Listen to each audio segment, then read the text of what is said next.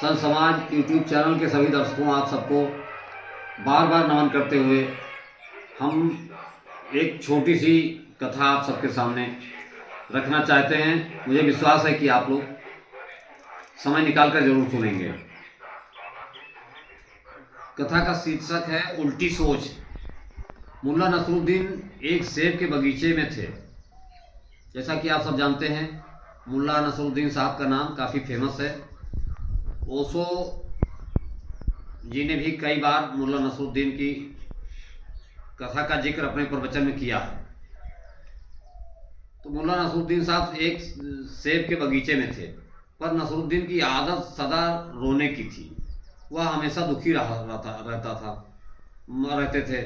मौसम की मार अलग से परेशान कर देती थी। कभी ज़्यादा बारिश हो जाती और कभी सूखा, तो कभी बाढ़ आ जाती, तो कभी उसकी फसल में कीड़े लग जाते, तो कभी फसल सड़ गल जाते।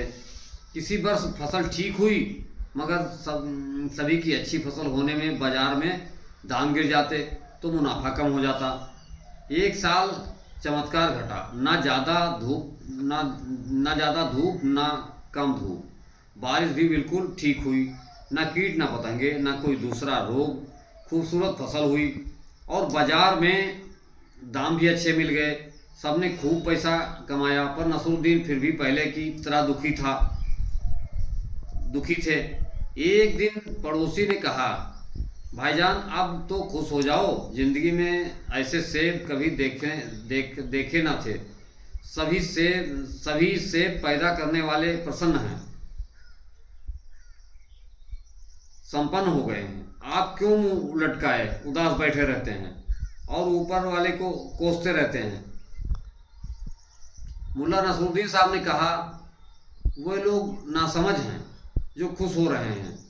उन बेवकूफ़ों ने शायद इस बात पर गौर नहीं किया कि इस साल कोई सेब सड़े गले नहीं हैं, इसलिए जानवरों को अच्छे खासे सेब खिलाने पड़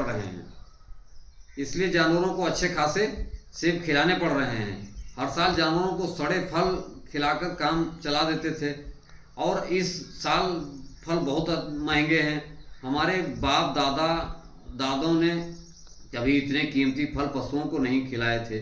हाय, मैं लुट गया। मुल्ला नसरुद्दीन साहब ने कहा, कुल मिलाकर जिस व्यक्ति को रोने की आदत है, वह रोने का बहाना ढूंढ ही लेता है।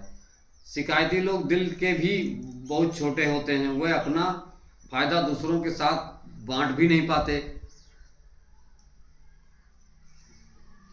दर्शकों, इस कहानी का जो उल्टी सोच शीर्षक था, मुझे विश्वास है कि आपको अच्छा लगा होगा। कि जिन लोगों की रोने की आदत है, ये तो नसरुद्दीन साहब पर एक छोटी सी कहानी थी। जिन लोगों की रोने की आदत है, वो अपना रोना कभी नहीं छोड़ सकते। यहीं पर हम आप सबको धन्यवाद देते हुए अपने वाणी को विराम करते हैं।